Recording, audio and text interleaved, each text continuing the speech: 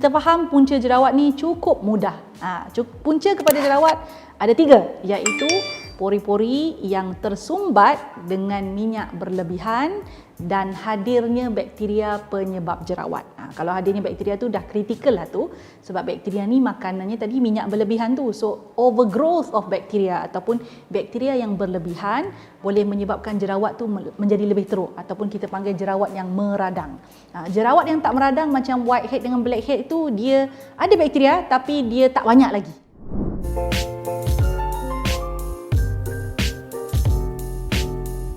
Kawasan hairline ataupun kawasan hujung pada dahi ni, hujung rambut-rambut yang berada dekat dahi itu adalah kawasan yang memang terkenal dengan tumbuhnya jerawat. Untuk orang yang tertentu memang kawasan ini kawasan yang akan ada pengalaman tumbuh jerawat pada kawasan tersebut. So orang yang macam mana yang saya maksudkan? Pertama, mereka yang memakai topi. Kalau kerap pakai topi tu kadang-kadang ketat sangat. Friction atau pergerakan tu boleh menyebabkan jerawat. Boleh juga disebabkan kebersihan topi tersebut lah. Kalau kita sebut pasal topi ni untuk lelaki, mungkin wanita.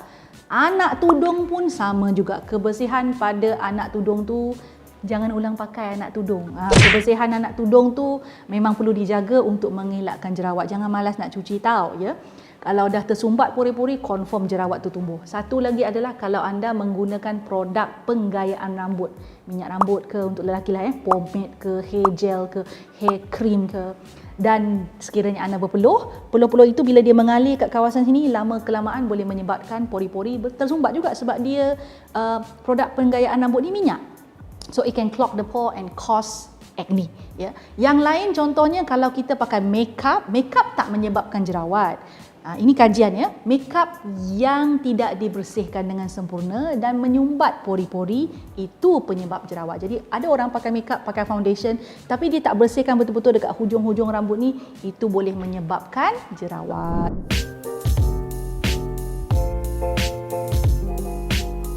Tabiat 1, over cleansing, ya. Kulit dia mempunyai penghalang semula jadi ataupun kita panggil penghadang semula jadi, skin barrier, yang bertujuan membantu mengekalkan kulit jadi lembap dan juga melindungi kulit daripada persekitaran yang kasar dan tercemar. Apabila skin barrier ini terganggu, kulit boleh alami keadaan yang kita panggil kekeringan, dia boleh juga alami iritasi. Ini menyebabkan kulit menghasilkan lebih banyak minyak dalam usaha untuk melembapkan dirinya sendiri. Ini memang sifat automatik kulit dia.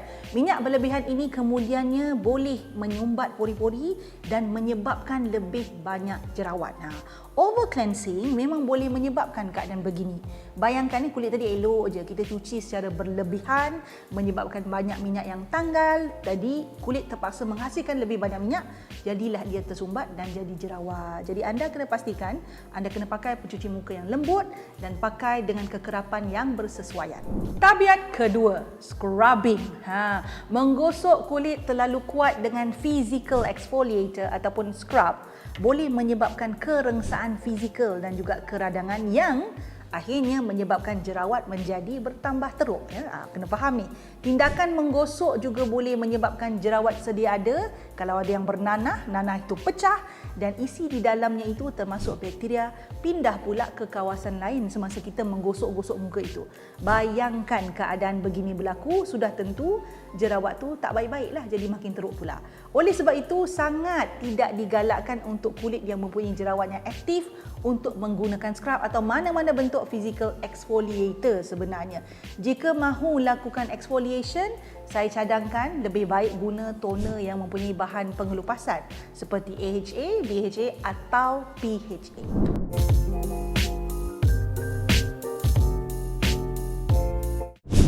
Ini adalah rutin siang untuk kulit berjerawat yang ringkas dan praktikal. Pertama, guna cleanser yang gentle, hydrating, non-drying. Pencuci muka atau gentle cleanser begini bermakna dia tak mengandungi AHA, BHA atau mana-mana bahan yang menyebabkan pengelupasan, ya. Contoh cleanser tanpa ada bahan-bahan pengelupasan begini adalah this one. Simple Refreshing Facial Wash. Ini adalah pemenang Glowy Awards 2021-2022, ya. Dan kita juga ada Something Low pH Gentle Jelly Cleanser. Kedua-dua cleanser ini dia ada persamaan, iaitu dia punya tekstur adalah very jelly like, very gel like, yang tidak terlalu berbuih, bermakna dia tidak menyebabkan kesemua minyak pada kulit anda itu tanggal pada masa yang sama, bermakna dia tak mengeringkan kulit lah. Bermakna, ya, kalau anda dah pakai cleanser begini, anda kena bilas muka sebaik-baiknya, ya. Jangan pakai air yang terlalu panas sangat, ya. Suhu air pun memainkan peranan kerana suhu yang tinggi boleh merosakkan skin barrier dan menyebabkan kulit meradang. Jadi suhu bilik dah cukup, ya. Pastikan bilas dengan baik, maksudnya dengan air yang mencukupi, supaya tak ada saki-baki cleanser yang terasa atau masih tertinggal dekat muka tu. Kedua, guna hydrating toner, ya. Nak guna kapas muka boleh, nak tuang pada tapak tangan dan tekap ke muka pun boleh, ya. Pada rutin siang hari, rutin ini adalah pilihan.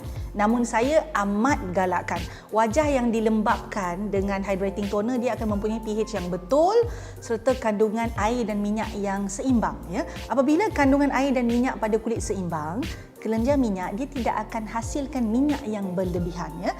Hydrating toner mestilah, ya, ingat ni, mestilah tidak mengandungi bahan yang mengelupaskan. Tak nak ada AHA, BHA macam itulah, ya. Seperti contohnya Hada Labo Hydrating Lotion. Ini jenis light, dia ada satu lagi rich, ya. Sifat cair dia sangat sesuai pada kulit yang berjerawat kerana ia mudah diserap. Ada bahan yang menambah hydration dan melegakan kulit yang berjerawat yang biasanya meradang. So harus diingat sekali lagi, hydrating toner yang dipilih tidak boleh ada AHA, BHA, PHA. Jika ada bahan-bahan itu, dia tak panggil hydrating toner, dia panggil exfoliating toner. Ketiga, pakai pelembap yang sesuai dengan jenis kulit, ya. Dalam keadaan kulit berjerawat ini, saya cadangkan pelembap yang ringan, yang mudah diserap, yang biasanya berada dalam tekstur gel seperti ini. Icon Hydra Plus, ya, Prebiotic Moisturizer. Yang ini adalah pemenang Glowy Awards. Dia bersifat tidak melekit, dia sangat water based, memang cepat serap.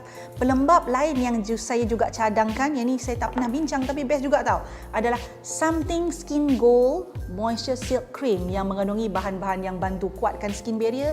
Ada juga bahan yang boleh mencerahkan kulit, terutama anda mengalami bekas jerawat tu kan.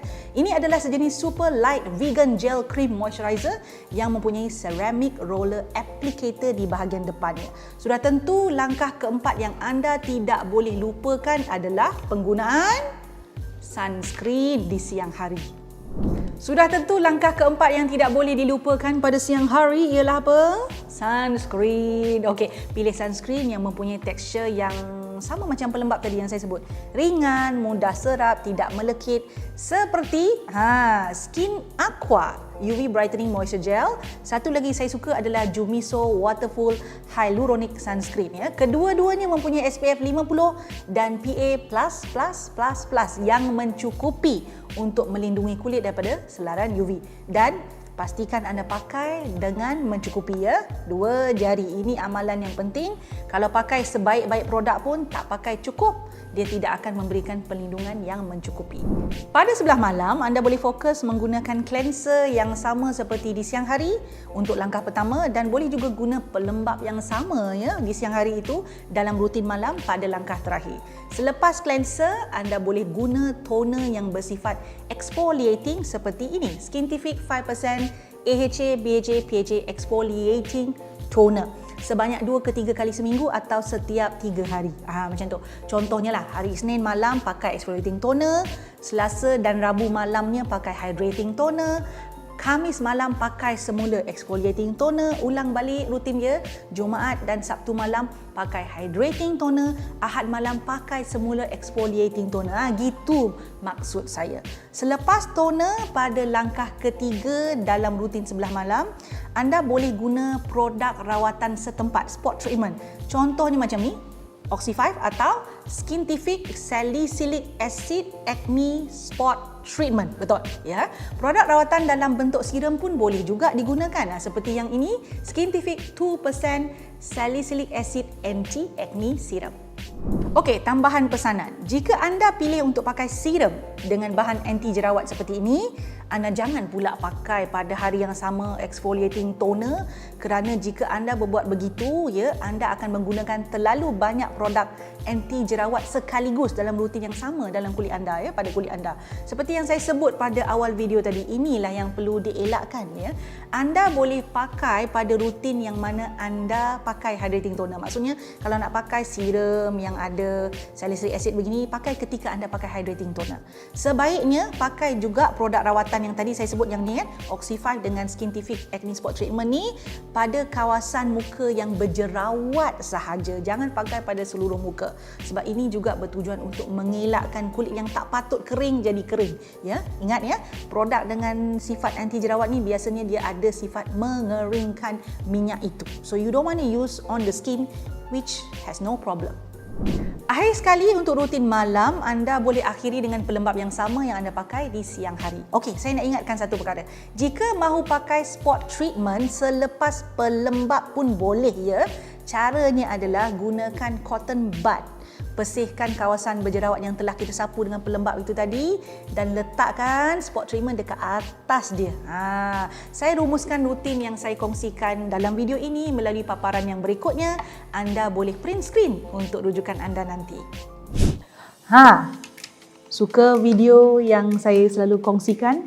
Apa kata? Jangan apa kata, buat sekarang, ya. Subscribe channel saya, like, share dan pastikan tekan butang loceng tu. Yang ada loceng tu, yang cute-cute loceng kecil tu, tekan supaya anda mendapat notifikasi setiap kali saya masukkan video baru. Jangan terlepas, jangan tertinggal. Buat sekarang.